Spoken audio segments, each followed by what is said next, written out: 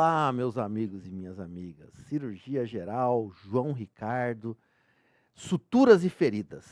Também um conteúdo bastante básico, a gente aprende lá no começo da faculdade, em técnica operatória, mas que tem uma importância muito grande aí no nosso dia a dia, como socorristas de pronto-socorro, como médicos generalistas, enfim, vai acompanhar aí a nossa atuação ao longo da nossa vida.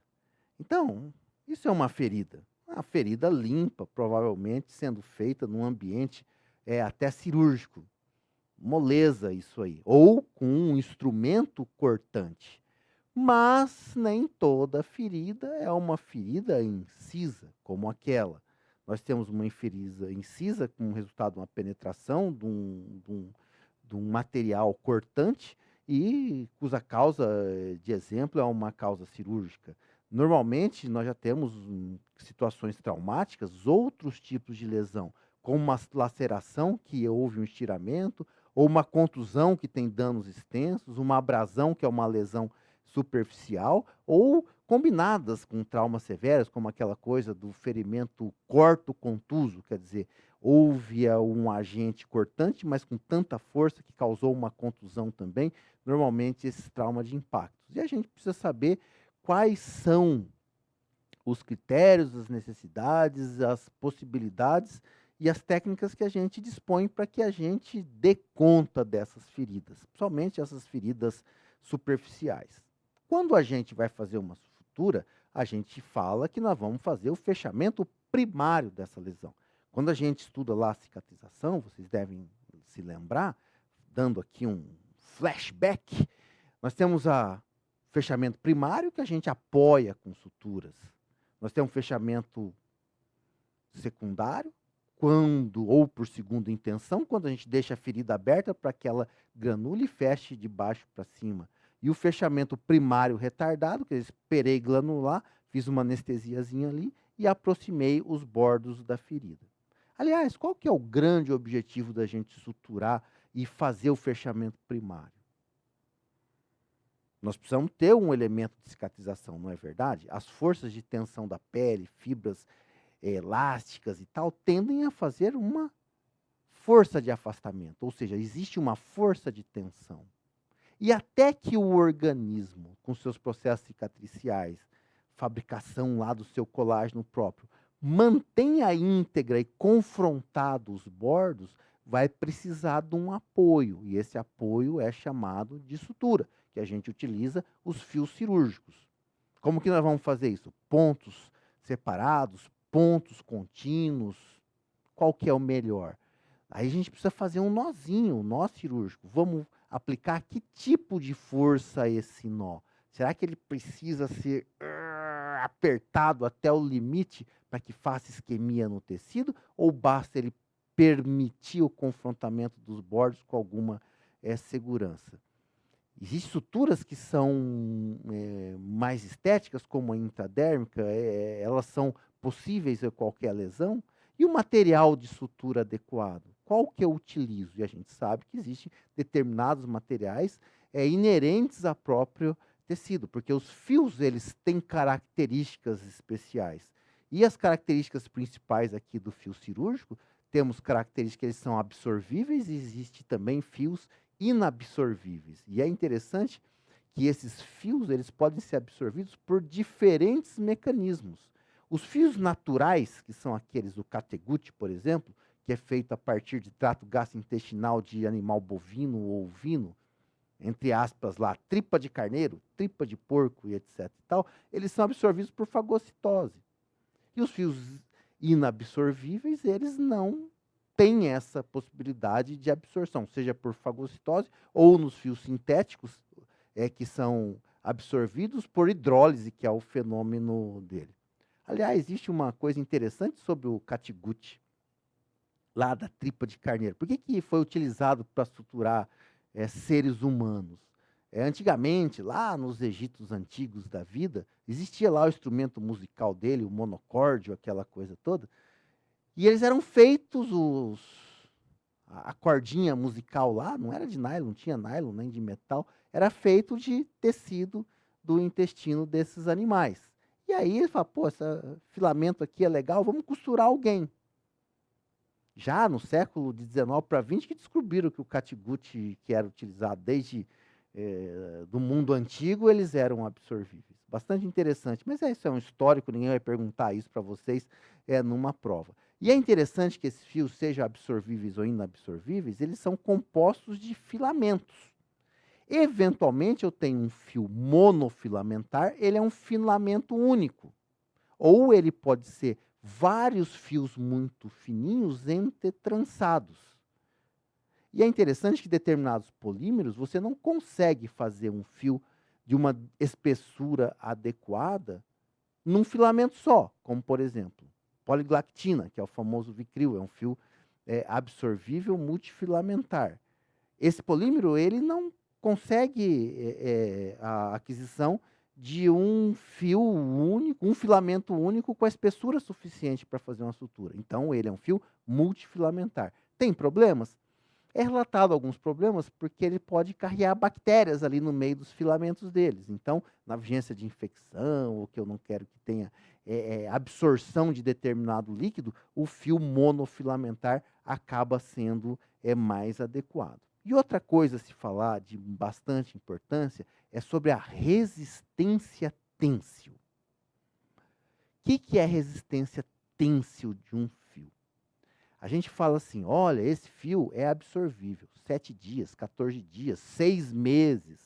Isso não tem tanta importância quanto a manutenção da resistência têncil do fio.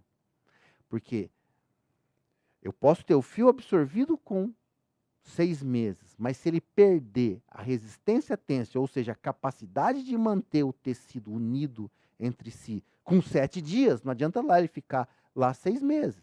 Porque o que me interessa é a resistência do fio à tração.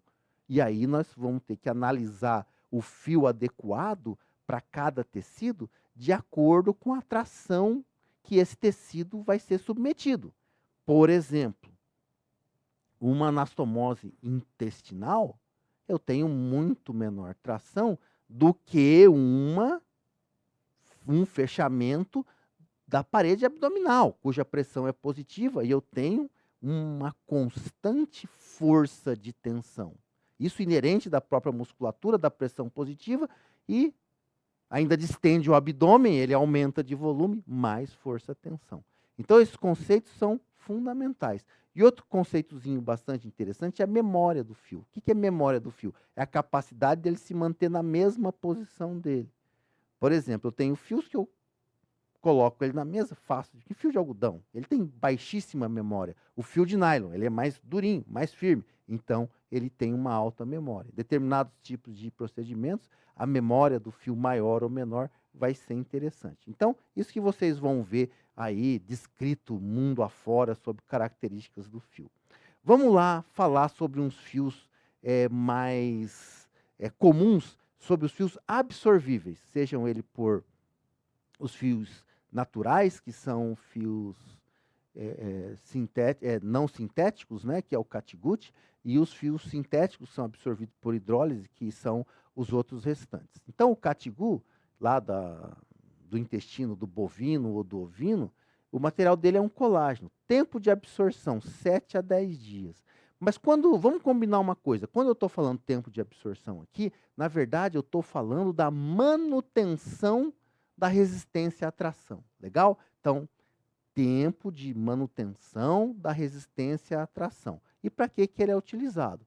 Bom, o catgut simples tem absorção rápida, ou ele perde a força da tração dele muito rápido. Então, na tela subcutânea, para aproximação, porque ele vai ser quase que desprezível. Já o catgut cromado é o colágeno que ganhou um banhozinho de cromo para que ele tenha uma resistência maior, muito utilizado em anastomose e rafias musculares, como por exemplo, uma rafia uterina, alguma coisa dessa que diz aí a lenda que se deixar aberto também vai cicatrizar do mesmo jeito. Ou até anastomoses gastrointestinais. Na bexiga, o catgut cromado foi citado por muitos anos como o padrão ouro, porque inclusive não pode ficar um fio muito tempo na bexiga, que pode formar cálculo. Então, é uma situação interessante. E depois nós temos já fios sintéticos, o ácido poliglicólico, que é o chamado Dexon, que é um amigo aqui do Vicril, que é o poliglactina, que eles são fios absorvíveis, só que o Dexon ele é um fio monofilamentar. Ele, em 15 dias, ele mantém 20% da sua tensão. Em 28 dias, apenas 5%. Então, estruturas que necessitam de mais controle de, vamos dizer assim, de tração, eles são relativamente não tão adequados. Quando ele fala aponeurose, são aponeuroses de menor tensão, não aquela aponeurose da parede abdominal anterior. O polivicril, que é o ácido poligláctico, Vicril é o nome comercial, ele é um fio multifilamentar, perdão. É um polímero revestido, perda da tensão dele, 14 dias 60%, 59% em 28 dias. Usado bastante em anastomoses gastrointestinais e em urológicas, mas ele não resiste muito assim à tração.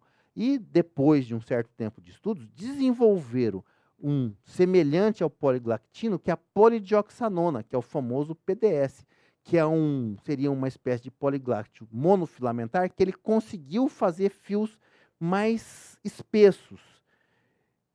70% da força de tensão dele está mantida em 14 dias, 50% em 28 dias. Então, ele é muito utilizado para fechamentos que exigem manutenção de uma força de tensão adequada, como a aponeurose da parede abdominal. Muito utilizado hoje em dia em fechamentos de laparotomia, sejam longitudinais ou transversas. E o Maxon, que é o poligliconato, também é um fio monofilamentar, ele também mais resistente, bastante utilizado em aponeuroses. Mas no nosso meio comercialmente mais desenvolvido, a gente vê que a polidioxanona tem aí ganhado um espaço muito grande.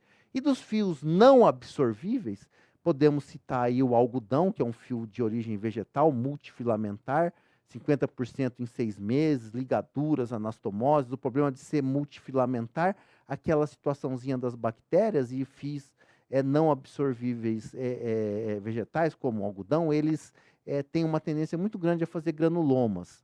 O fio de seda é um fio de alta tensão, 1 ano, mas é um fio grosseiro para você trabalhar. Eu cheguei a trabalhar muito com fio de seda e fio de linho, muito utilizado para ligaduras e fechamentos de aponeurose. Já o aço é um fio monofilamentar, tensão indefinida nas estruturas ósseas, né? Hastes intramedulares, parafusos, placas, fechamento do externo após esternotomias para cirurgia cardíaca. O nylon, muito utilizado, ele perde só 20% em 1 ano. Agora, muito utilizado em estruturas dérmicas, apesar de ser retirado, porque ele desliza muito bem, mas pode ser utilizado internamente com anastomose sem problema nenhum. O poliéster, que é o messilene, ele já é trançado, também absorção indefinida, tem também muito utilizado em ligaduras vasculares. E o polipropileno, que é um fio monofilamentar sintético maravilhoso, e ele é muito pouco agressivo, muito pouco causador de granulomas ou outras complicações, muito utilizados em anastomoses vasculares, porque o fato dele ser monofilamentar não propicia embebição de substâncias líquidas. Então, bastante adequado o polipropileno. A técnica básica de sutura, lembra? Vamos pegar o nosso fio de maneira correta, empunhar o porta-agulha, fazer o nosso ponto, fazer a roseta, pode ser à mão ou com a utilização do porta-agulha, acho que todo mundo sabe. Algumas dicas que merecem ser lembradas é a preparo da ferida e a escolha do fechamento. Lembra que se eu tenho uma ferida com necrose, com sujeira, vamos ter problemas na nossa cicatrização. Agora, se eu tenho grandes perdas, muitas vezes eu preciso de retalho, eu preciso de enxertos. Uma coisa é certa, tecido suturado não gosta de tensão. Fazer sutura sobre tensão é igual a deiscência. Precisa estar livre de tensão ou com menor tensão possível, só inerente do próprio tecido e bem vascularizado. Senão, eu vou ter alguns problemas.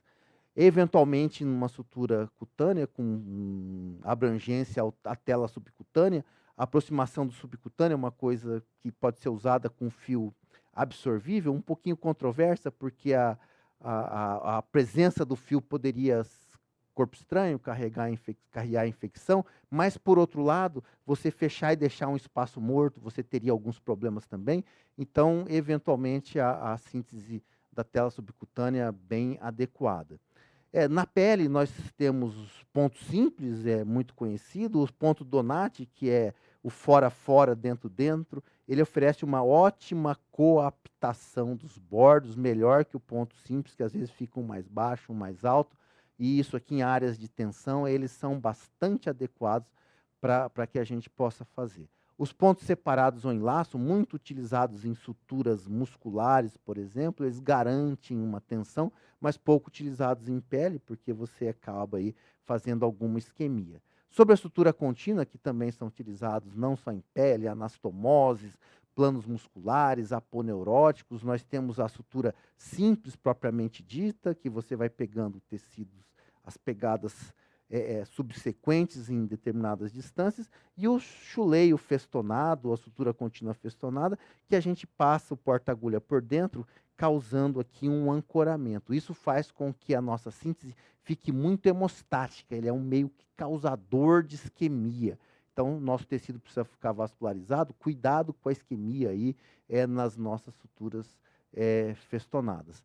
As lesões triangulares, que você precisa eventualmente de pele, se você coloca um fio de sutura aqui, você pode ter uma menor vascularização, ter o corpo estranho, processo inflamatório. Então, utilizado o ponto de Guille, olha, pegou na pele, passou no subdérmico e voltou na pele. Bastante interessante para a gente fazer o fechamento aqui das nossas suturas. Lembrar da sutura intradérmica, mas eu preciso ter um ferimento muito limpo, porque a possibilidade de infecções do sítio cirúrgico, elas existem em qualquer sutura, mas se eu tiver uma infecção de sítio cirúrgico com ponto simples ou Donati, eu tiro 1 ou 2 pontos, faço evacuação do meu efluente, está tudo certinho. Agora, a sutura intradérmica, eventualmente, eu vou invariavelmente precisar abrir toda a minha cicatriz, caso eu tenha algum contratempo. Lembrar dos tempos de remoção da sutura, depende muito da tensão que está submetido àquele tecido e da sua vascularização. Couro cabeludo e face porque eu não quero ter grandes problemas estéticos. E o couro cabeludo, que é muito bem vascularizado, 3 a 5 dias está de bom tamanho. No membro superior, em torno de 7 dias, membro inferior, 7 a 14, por causa da movimentação, e no tronco, somente abdômen, que eu tenho, sou submetido a forças de tensão, habitualmente 10 a 14 dias. A famosa tesourinha dispenser tem um ganchinho aqui para você pescar o ponto, facilita muito a sua vida. Quem for tirar muito ponto, passa ali numa loja, é muito barato, muito simples, ajuda bastante. E por fim, uma coisa interessante, já que nós vamos suturar, é o comentário sobre a profilaxia do tétano. A gente sabe que o tétano é uma doença urbana, tá aí, qualquer um que se machucou, cortou, eu preciso, ao fazer a abordagem desse ferimento, seja ele suturado ou não, fazer o comentário e verificar essa possibilidade de fazer profilaxia. Normalmente, existem alguns algoritmos. E nós temos a imunização propriamente dita, que é a vacina antitetânica, e temos a hemoglobina antitetânica, que é o soro antitetânico. Para quem que a gente usa um e a gente usa outro? Pacientes que têm ferida limpa, e foi feito reforço há mais de 5 anos, o toxoide tetânico está adequado. Agora, se a ferida for muito contaminada, suja, a gente tem que considerar aí a possibilidade de fazer até o soro antitetânico. Agora, quem eu tenho dúvida se foi feito ou não, vacinação antitetânica, ou tenho certeza que não foi feita vacinação antitetânica, o soro antitetânico é importante. Agora, se eu tenho a ferida limpa e o reforço foi feito há menos de 5 anos, não precisa profilaxia nenhuma. Tá? E as feridas grosseiramente infectadas, quer dizer, há mais de 5 anos, olha, mesmo vacinada, a imunoglobulina é bastante adequada. Aqui a gente ajuda bastante a gente raciocinar. Olha lá, vamos considerar o ferimento limpo ou superficial e outro tipo de ferimento. Vamos continuar grosseiramente contaminada. A vacinação foi incerta ou não foi vacinado? Precisa fazer a vacinação. A ferida é limpa? A imunoglobulina já não é importante. Agora, ferida suja, vai fazer a vacina e vai fazer também a imunoglobulina. 3 doses ou mais, menos de 5 anos. Quer dizer, ele está completamente protegido, não precisa fazer nem soro, nem imunoglobulina, independente seja limpa ou não. Esse paciente tem 3 doses, mas a última há menos de 10 anos, entre 5 e 10, né? Aí eu já faço o meu reforço. Agora, se ele já foi vacinado ao longo da vida, mas eu tenho mais de 10 anos, quer dizer, extrapolou, eu vou fazer a vacinação também na ferida limpa, assim como a vacinação na ferida suja. Então funciona mais ou menos da seguinte maneira: o ferimento contaminado, muito sujo, eu considero abaixo de 5 anos já está vacinado, muito bem, obrigado. Entre 5 a 10 anos, eu vou fazer o meu reforço, meu anatóx tetânico, a minha dose de reforço da vacina. Agora, se o ferimento é limpo, eu vou considerar essa vacina protetora até 10 anos e só vou fazer o reforço após os 10 anos. Então, basicamente, esse é um resumo bastante tranquilo aí da profilaxia antitetânica. Nas doenças infecciosas, com certeza, nos calendários de vacinação, alguém vai falar sobre isso também. Legal? Joia! Suturas e feridas. Olho vivo. Grande abraço.